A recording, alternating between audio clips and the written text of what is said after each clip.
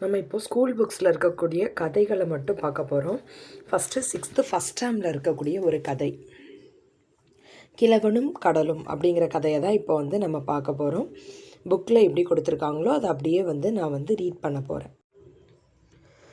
கிழவனும் கடலும். மனிதன் இயற்கையோடு போராடி கொண்டே இருக்கிறான். சில நேரங்களில் வெற்றி பெறுகின்றான், சில நேரங்களில் தோல்வி அடைகின்றான். ஆனால் முயற்சிகள் என்றும் ஓய்வதில்லை. மனிதன் இயற்கையோடு நடத்துகிற போராட்டமே அவன் வாழ்வை அமைக்கிறது. போராடுவதில் மகிழ்ச்சியும் வெற்றியும் இருக்கிறது. மீன்பிடிக்க போராடும் மீனவர் ஒருவரின் வாழ்வை பார்ப்போமா? கிழவனும் கடலும், the old man and the sea என்னும் ஆங்கில புதினம் தமிழில் மொழிபெயர்க்கப்பட்டு படக்கதையாக இங்கு சுருக்கி கொடுக்கப்பட்டுள்ளது. இந்நூல் 1954 ஆண்டு நோபல் பரிசு பெற்றது. 1954 நோபல் பரிசு பெற்றது. இந்நூலின் ஆசிரியர் எர்னஸ்ட் ஹெமிங்வே. இயற்கைக்கும் மனிதனுக்கும் இடையே நடக்கும் போராட்டமே இந்த கதை. இக்கதையின் நாயகன் சாண்டியாகோ. வயது முதிர்ந்த மீனவர் அவர். முன்பெல்லாம் கடலுக்கு சென்றால் மீன் இல்லாமல் திரும்ப மாட்டார். ஆனால் கடந்த 84 நாட்களாக ஏனோ அவருக்கு ஒரு மீனும் கிடைக்கவில்லை. மனோலின் என்னும் சிறுவன் மீன்பிடிக்க கற்றுக்கொள்வதற்காக முதல் 40 நாட்களும் அவருடன் கடலுக்கு வந்தான். அவன் அவருக்கு வேண்டிய உதவிகள் செய்ததோடு பேச்சு துணையாகவும் இருந்தான். அவரோடு கடலுக்கு போனால் ஒரு மீனும் கிடைப்பதில்லை என்று அவனை வேறு படகிற்கு அனுப்பிவிட்டனர் அவனது பெற்றோர்.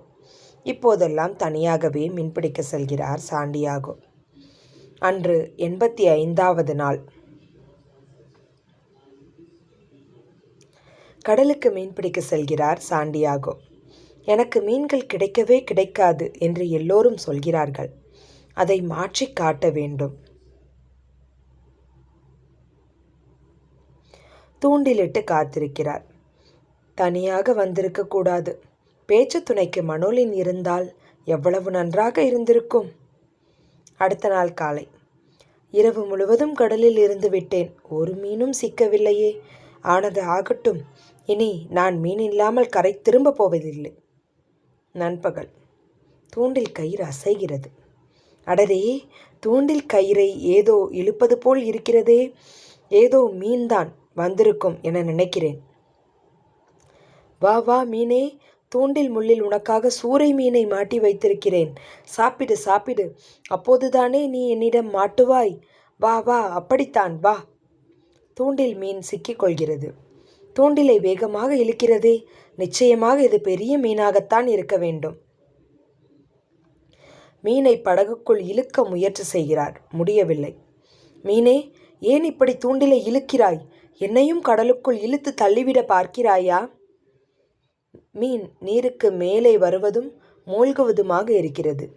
மேலேயும் வராமல் ஆழத்திற்கும் செல்லாமல் படகை எங்கோ இழுத்து கொண்டே போகிறதே. இருக்கட்டும் இருக்கட்டும், எப்படியும் மேலே வந்துத்தானே ஆக வேண்டும். மாலை நேரம். பசியும் சோர்வும் என்னை வாட்டுகின்றன. நண்பகல் தூண்டிலில் சிக்கிய மீன் 4 மணி நேரமாக என்னிடம் ஆட்டம் காட்டுகிறதே. மீன் அசைவின்றி இருக்கிறது. மீனுடன் போராடிய களைப்பில் சாண்டியாகோ சற்று கண்ணயர்ந்து விட்டார். மீன் மீண்டும் தூண்டிலை இழுக்கிறது. சாண்டியாகோவின் உறக்கம் கலைகிறது. ஓ, இரவு முழுவதும் தூக்கம் இல்லாததனால் என்னை அறியாமல் தூங்கிவிட்டேனோ? இனியும் சும்மா இருக்க முடியாது. அப்படித்தான் ஆகட்டும், மேலே வா. இன்று என்னிடமிருந்து உன்னால் தப்பிக்கவே முடியாது. சாண்டியாகோ தூண்டிலை இழுக்கிறார். மீன் முதலாக நீருக்கு மேலே துள்ளி குதிக்கிறது. மீன் ஆஹா, தூண்டிலில் மாட்டியது நீதானா? இப்போதுதான் உன்னை முழுமையாக பார்க்கிறேன். அடே அப்பா, எவ்வளவு பெரிய மீன்! மீன் படகை சுற்றி வட்டமிடுகிறது. ஏ மீனே, படகை சுற்றி சுற்றி ஏன் இப்படி வட்டமிடுகிறாய்? நில் நில், என் வலிமையெல்லாம் திரட்டி உன்னை எதிர்க்கப் போகிறேன். மீண்டும் மேலே வருகிறாயா? விடமாட்டேன். நீ எவ்வளவு பெரிய மீனாக இருந்தாலும் எனக்கு கவலை இல்லை. என் உயிர் உள்ளவரை உன்னுடன் போராடி வெற்றி பெறுவேன். நான் சாப்பிடவும் இல்லை, தூங்கவும் இல்லை. எத்தனை மணி நேரமாக உன்னுடன் போராடுகிறேனே. இத்தனை மணி நேரமாக உன்னுடன் போராடுகிறேனே. ஏன் இப்படி துள்ளுகிறாய்? உன் உயிரை காப்பாற்றிக் கொள்ள நீ போராடுகிறாய். நான் என் இலக்கை அடைய போராடுகிறேன். இந்த போராட்டத்தின் முடிவில் ஒன்று நான் உயிரோடு இருப்பேன் அல்லது நீ இருப்பாய். மீன் படகுக்கு அருகில் மேலெழும்பி குதிக்கிறது. சாண்டியாகோ ஈட்டியால் மீனை குத்துகிறார். இறுதியாக உன்னை கொன்று விட்டேன். இனிமேல்தான் நிறைய வேலை இருக்கிறது. கயிறுகள் சுருக்குகள் போட வேண்டும். மீனின் நீளம் அதிகமாக இருந்ததனால் அதனை படகின் பக்கவாட்டில் கட்டுகிறார். எனக்கு மீன் கிடைக்காது என்று எல்லோரும் சொன்னார்கள். பார்த்தீர்களா, வலையில்லாமல் இவ்வளவு பெரிய மீனை யாராவது பிடித்தது உண்டா? விடாமுயற்சியின் பயனை இன்று நான் உணர்ந்தேன். அப்போது படகை நோக்கி சுறா மீன் வருகிறது. நான் பிடித்த மீனை சாப்பிடவா வருகிறாய்? என் ஈட்டிக்கு நீயும் இரையாக வேண்டியதுதான். மேலும் சில சுறா மீன்கள் வருகின்றன. நான் பிடித்த மீனை அவ்வளவு எளிதாக பறிகொடுத்து விட மாட்டேன். என்ன ஒரு போராட்டம்! அப்பாடா, ஒரு வழியாக எல்லாம் ஓய்ந்தது. இந்த மீன் செய்த அட்டகாசங்களை மனோலின் பார்த்திருக்க வேண்டும். சரி, போகட்டும். உடனே சென்று நடந்த எல்லாவற்றையும் அவனிடம் சொல்ல வேண்டும். ஒரு வழியாக கரைக்கு வந்து விட்டேன். மிகவும் களைப்பாக இருக்கிறது. சரி, படகை இழுத்து கட்டுகிறேன் கரையில். ஆ, என்ன இது?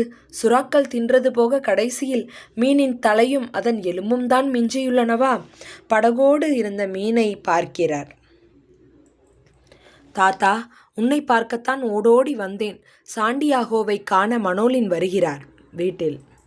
அடேயப்பா, எவ்வளவு பெரிய மீன் அது! மீன் பிடிப்பதில் பெரிய வீரன் தாத்தா நீ.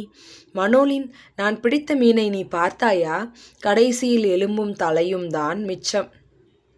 அதனால் என்ன தாத்தா, உன் திறமையும் விடாமுயற்சியும் வென்றுவிட்டதே. இனி உன்னை யாரும் பழித்து பேச முடியாது தாத்தா. உன்னிடம் கற்றுக்கொள்ள வேண்டியவை நிறைய இருக்கின்றன. இனி நான் உன்னோடு தான் மீன் பிடிக்க வருவேன்.